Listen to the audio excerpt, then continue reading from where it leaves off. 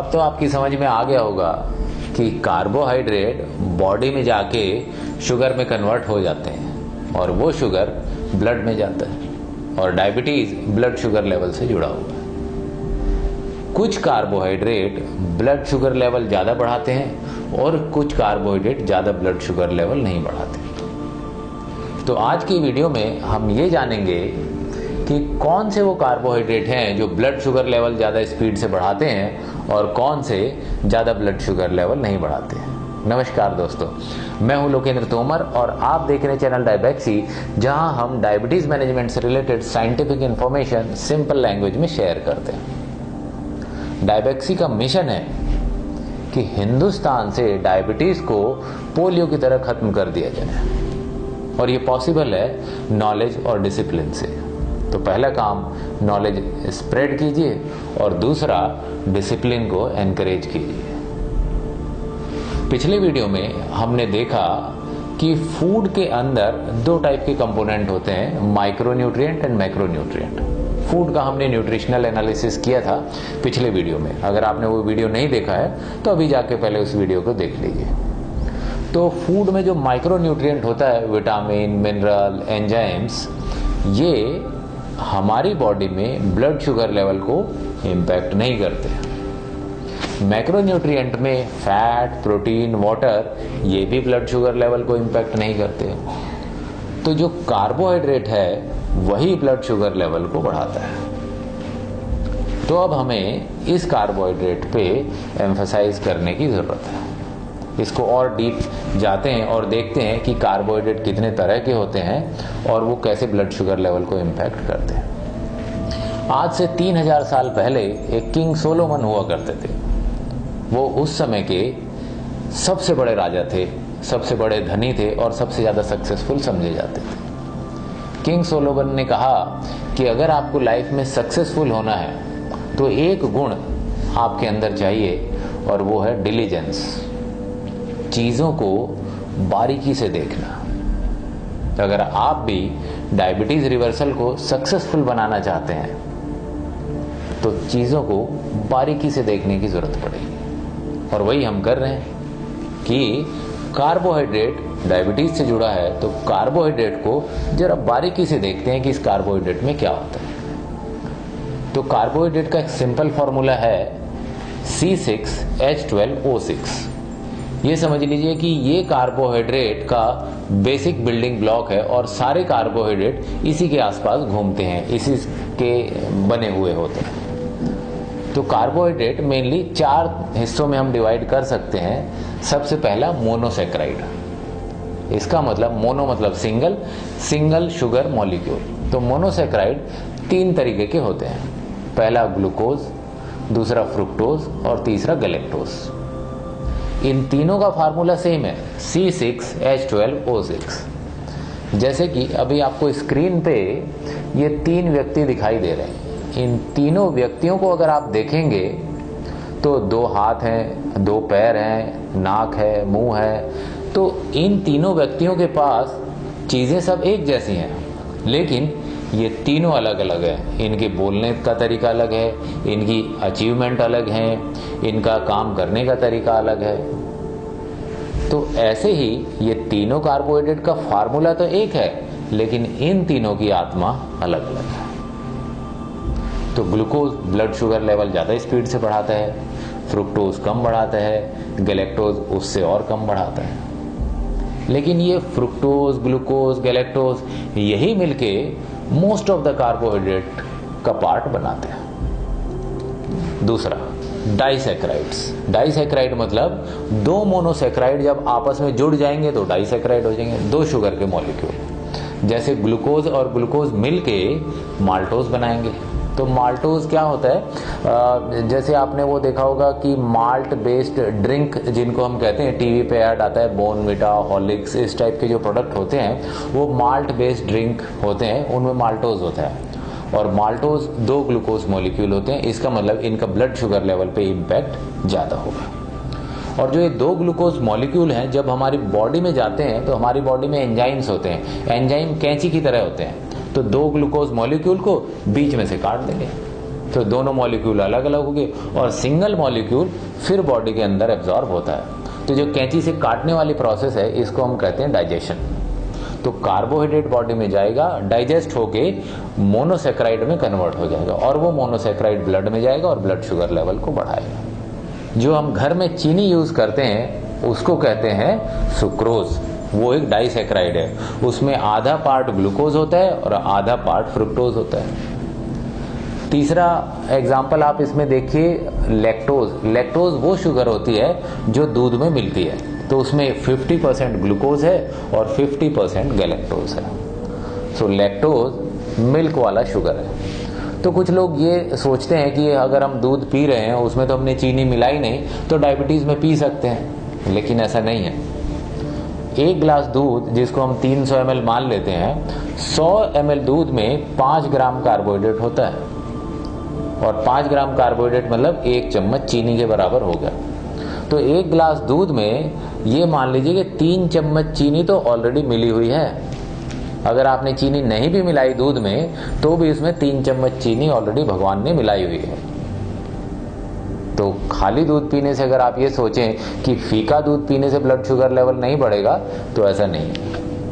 तो डाइसेक्राइड के हमने कुछ एग्जाम्पल देखे जहां पे 2 मोनोसेक्राइड मिलके एक नया शुगर का मॉलिक्यूल बनाते हैं जिसको हम डाइसेक्राइड कहते हैं और वो डाइजेस्ट होने के बाद वो दोनों मॉलिक्यूल अलग हो जाते हैं और ब्लड में एंट्री कर जाते हैं। इसके बाद नेक्स्ट एग्जाम्पल है ओलिगोसेक्राइड्स। ओलिगोसेक्राइड मतलब 3 से 10 मॉलिक्यूल ऑफ द शुगर एक बार मिलके एक शुगर का मॉलिक्यूल बनाते हैं बड़ा। तो ओलिगोसेक्राइड में ग्लूकोज, फ्रुक्टोज, गैलेक्टोज ये तीनों भी मिल सकते हैं या इनके कोई भी परमुटेशन कॉम्बिनेशन हो सकते हैं। बहुत सारे ओलिगोसेक्राइड जब बॉडी में जाते हैं तो हमारी बॉडी में ऐसे एंजाइम्स नहीं होते जो उनको ब्रेक कर सके। तो हमारे जो एंजाइम है वो इनको काट नहीं पाते। तो ये बड़े मॉलिक्यूल होते हैं, ब्लड में अंदर नहीं जाते। तो कुछ ओलिगोसेक्राइड ऐसे होंगे जो बॉडी यूज कर पाती है, हमारे जो एंजाइम्स हैं उनको ब्रेक कर पाते हैं। कुछ ओलिगोसेक्राइड ऐसे होते हैं जो हमारी बॉडी ब्रेक नहीं कर पाती, तो वो ओलिगोसेक्राइड हमारे ब्लड शुगर लेवल को इम्पैक्ट नहीं करते। पिछली वीडियो में मैंने आपको बताया था कि डायबेक्सी की जो कुकीज हैं उनको मीठा करने के लिए हम ओलिगोसेक्राइड का यूज करते हैं। और ओलिगोसेक्राइड कौन से होते हैं? फ्रुक्टो ओलिगोसेक्राइड जो हम यूज करते हैं। तो ये उसी टाइप के ओलिगोसेक्राइड्स हैं जो हमारी बॉडी के एंजाइम्स ब्रेक नहीं कर पाते। तो खाने में तो मीठा लगता है और पेट में जाने के बाद एंजाइम्स उसको ब्रेक नहीं कर पाते तो टॉयलेट से सीधा बाहर निकल जाते हैं। और जब बाहर निकल रहा होता है तो लार्ज इंटेस्टाइन में जहां पे हमें प्रोबायोटिक्स की जरूरत होती है, जो फ्रेंडली बैक्टीरिया को ग्रोथ की जरूरत होती है, ये ओलिगोफ्रुक्टोज वहां पे जाके उनकी ग्रोथ में मदद भी करता है। तो एक तो मीठा भी हो गया और दूसरा प्रोबायोटिक इम्पैक्ट भी देता है जो हमारी गट हेल्थ के लिए बहुत अच्छा होता है। इसमें कुछ लोगों को एक प्रॉब्लम हो सकती है कि ओलिगोसेक्राइड से कुछ लोगों को फ्लैटुलेंस या गैस बनने की प्रॉब्लम हो सकती है। उनको ये क्वांटिटी कम यूज करना चाहिए इसका। तो जिस हिसाब से टॉलरेंस है बॉडी में उस हिसाब से वो ओलिगोसेक्राइड की क्वांटिटीज को यूज करें। नेक्स्ट होता है पॉलीसेक्राइड्स। पॉलीसेक्राइड मतलब 11 या उससे ज्यादा शुगर मॉलिक्यूल्स मिलके एक चेन बनाते हैं, इनको कहते हैं पॉलीसेक्राइड। अब वो 15 भी हो सकता है, 20 भी हो सकता है, 50 भी हो सकता है, 100 भी हो सकता है। तो पॉलीसेक्राइड, अब इनमें 2 एग्जाम्पल हम देखते हैं। जैसे गेहूं के ऊपर का जो छिलका जिसको हम ब्रान कहते हैं वो एक टाइप का पॉलीसेक्राइड है और ये ऐसा पॉलीसेक्राइड है जिसको हमारी बॉडी डाइजेस्ट नहीं कर पाती, तो हम इनको कहते हैं फाइबर्स। तो ये खाते टाइम पेट में जाते हैं और टॉयलेट के थ्रू बाहर निकल जाते हैं, ये फाइबर का काम करते हैं। दूसरा एग्जांपल ले लेते हैं पॉलीसेक्राइड का। जो स्टार्च है, जो पोटैटो में स्टार्च होता है, वो भी एक टाइप का पॉलीसेक्राइड है, लेकिन उसको हमारी बॉडी के एंजाइम ब्रेक कर पाते हैं तो ब्लड शुगर लेवल बढ़ाता है। तो दोनों पॉलीसेक्राइड हैं, एक ब्लड शुगर लेवल पे इंपैक्ट नहीं डालता, दूसरा डाल रहा है। तो जो कार्बोहाइड्रेट हमारी बॉडी में जाते हैं लेकिन हमारी बॉडी के एंजाइम्स उसको ब्रेक नहीं कर पाते, उसको हम कहते हैं फाइबर्स। उसको हम कहते हैं फाइबर्स। और साइंटिफिकली इसकी दो टर्मिनोलॉजी हैं। एक कहते हैं ग्लाइसेमिक कार्बोहाइड्रेट जो बॉडी में जाता है और ब्लड शुगर लेवल बढ़ाता है, और दूसरे को कहते हैं नॉन ग्लाइसेमिक कार्बोहाइड्रेट जो बॉडी में जाता है लेकिन एंजाइम्स उसको ब्रेक नहीं कर पाते और ब्लड शुगर लेवल नहीं बनाता, तो इसको कहते हैं नॉन ग्लाइसेमिक कार्बोहाइड्रेट और इसमें फाइबर्स आते हैं। तो अब हम खाने का नेट इम्पैक्ट देखना चाहते हैं कि हमने खाना खाया ब्लड शुगर लेवल कैसे बढ़ेगा, तो उसके लिए हमें नेट कार्बोहाइड्रेट देखने की जरूरत पड़ती है किसी भी फूड में। तो नेट कार्बोहाइड्रेट कैसे निकालेंगे?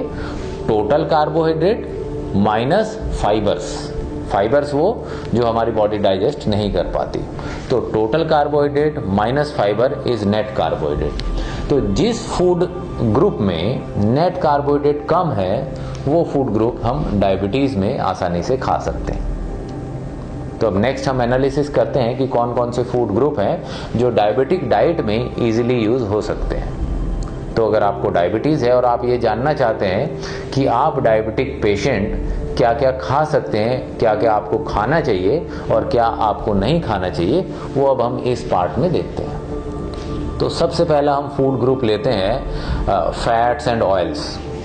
तो घी और तेल में कार्बोहाइड्रेट नहीं होता, वो तो 100% फैट होता है और फैट का ब्लड शुगर लेवल पे रिस्पॉन्स नहीं है। तो इसका मतलब अगर आप घी खाएंगे तो ब्लड शुगर लेवल नहीं बढ़ेगा, तो ब्लड शुगर पे घी का कोई इम्पैक्ट नहीं। दूसरा हम देखते हैं प्रोटीन्स। तो प्रोटीन हमें मिलता है एग से, पनीर से, नॉनवेज से, चिकन से, फिश खाने से। तो जैसे ह्यूमन बॉडी या कोई भी एनिमल कार्बोहाइड्रेट स्टोर नहीं करता, कार्बोहाइड्रेट सिर्फ प्लांट स्टोर करते हैं। तो ना तो अंडे में कार्बोहाइड्रेट होता है, ना चिकन में कार्बोहाइड्रेट होता है, ना फिश में कार्बोहाइड्रेट होता है। इसका मतलब अगर हम नॉनवेज खाते हैं तो ब्लड शुगर लेवल पे कोई खास इम्पैक्ट नहीं आता है, वो ब्लड शुगर लेवल को इम्पैक्ट नहीं करता। तीसरा आप देखिए वेजिटेबल्स में 70-80% तो पानी ही होता है। फैट और प्रोटीन भी कम होता है वेजिटेबल में, थोड़ा सा कार्बोहाइड्रेट होता है। तो वेजिटेबल्स भी ज़्यादातर आप खा सकते हैं डायबिटिक डाइट में, क्योंकि ब्लड शुगर लेवल को नहीं बढ़ाते। कुछ वेजिटेबल्स जिसको हम कहते हैं स्टार्ची वेजिटेबल्स, जो जमीन के अंदर पैदा होती हैं, जैसे स्वीट पोटैटो, यम या प्याज, इन चीज़ों में कार्बोहाइड्रेट थोड़ा ज़्यादा होता है। इन चीज़ों को हमें अवॉइड करना चाहिए। ऐसे बहुत सारी चीज़ें हैं, एक एक करके मैं बहुत सारे फूड प्रोडक्ट तो वीडियो में नहीं बता सकता, लेकिन हमारा फ़ोन नंबर नीचे दिया हुआ है डिस्क्रिप्शन बॉक्स में। आप उस फ़ोन नंबर पे कॉल करके आप पता लगा सकते हैं कि जिस फूड के बारे में भी आप जानना चाहें। नहीं तो आप गूगल पे भी किसी फूड के बारे में लिखेंगे, उसकी न्यूट्रिशनल वैल्यू आ जाती है। टोटल कार्बोहाइड्रेट में से फाइबर माइनस कर दीजिए, नेट कार्बोहाइड्रेट आप खुद भी निकाल सकते हैं। देखिए, मैंने कहा कि डायबिटीज रिवर्सल के लिए या डायबिटीज को हिंदुस्तान से भगाने के लिए नॉलेज और डिसिप्लिन बहुत जरूरी है। तो नॉलेज कैसे मिलेगी? जो मैं आपको के साथ जो नॉलेज शेयर कर रहा हूं उसको आप रीचेक भी कर सकते हैं। आप गूगल पे जाइए और इनको टाइप कीजिए, जैसे कि नेट कार्बोहाइड्रेट क्या होता है, कार्बोहाइड्रेट क्या होता है, इंसुलिन रेजिस्टेंस क्या होता है। उससे आपके फंडामेंटल्स और क्लियर होंगे और उससे आप ज़्यादा अच्छे से समझ पाएंगे कि डायबिटीज़ और ब्लड शुगर लेवल का क्या कनेक्शन है कार्बोहाइड्रेट से।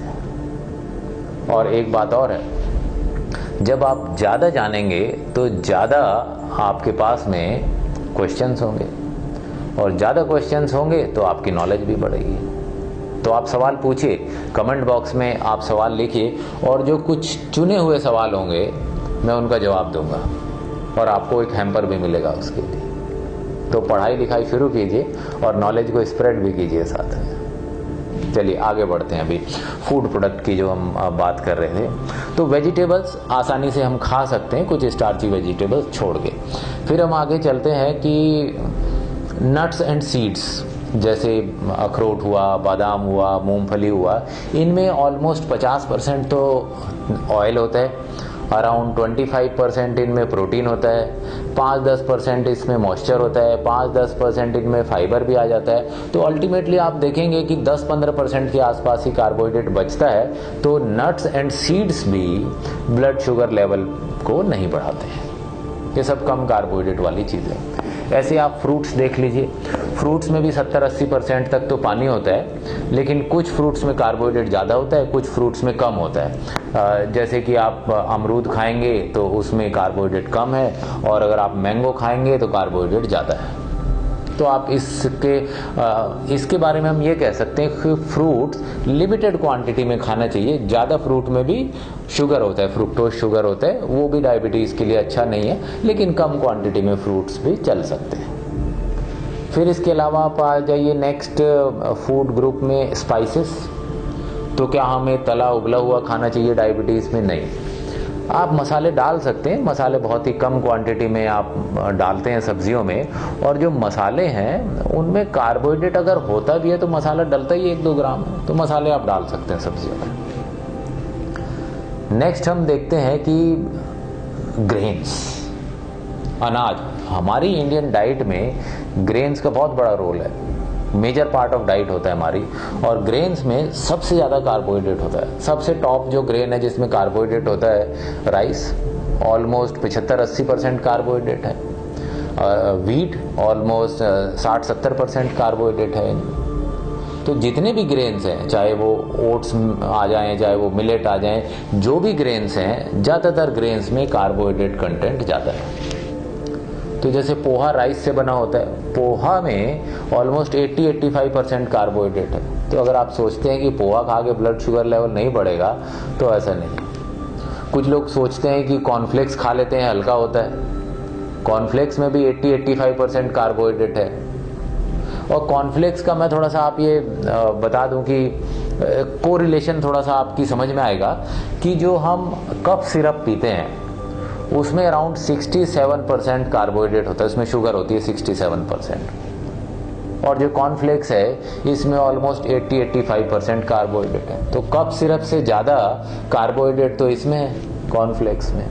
तो साबूदाना हुआ, पोहा हुआ, कॉर्नफ्लेक्स हुआ, इनमें बहुत कार्बोहाइड्रेट है। तो डायबिटीज़ में इन चीज़ों को अवॉइड करना चाहिए। फिर पल्सेस में 50% कार्बोहाइड्रेट होता है और 25% उनमें प्रोटीन होता है। तो नो डाउट प्रोटीन है दालों में, लेकिन 50% कार्बोहाइड्रेट भी है। तो इसका उपयोग भी डायबिटीज़ में सोच समझ के करना चाहिए, मिनिमम इनटेक इनका होना चाहिए। तीसरा हो गया शुगर।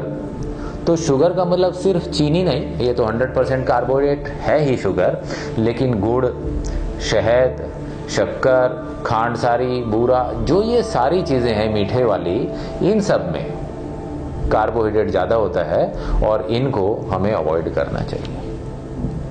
तो आप एक रफ कैलकुलेशन अगर कर रहे हैं डाइट की डायबिटिक पेशेंट के लिए, तो सब्जियां आप आसानी से खा सकते हैं, घी तेल भी खा सकते हैं, प्रोटीन्स भी खा सकते हैं, नट्स एंड सीड्स भी खा सकते हैं। और जो नहीं खाने वाले कंपोनेंट है उसमें ग्रेन्स आपको अवॉइड करने हैं, पल्सेस अवॉइड करने हैं, शुगर अवॉइड करनी है।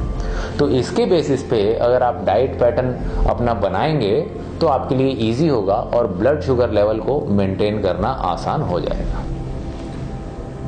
अब ये तो हमने देखा कि नेट कार्बोहाइड्रेट से हम ये पता लगा सकते हैं कि किसमें कार्बोहाइड्रेट ज़्यादा है और कौन सा ब्लड शुगर लेवल को ज़्यादा बढ़ाएगा। जिसमें नेट कार्बोहाइड्रेट कम है वो ब्लड शुगर लेवल कम बढ़ाएगा, जिसमें नेट कार्बोहाइड्रेट ज़्यादा है वो ब्लड शुगर लेवल ज़्यादा बढ़ाएगा।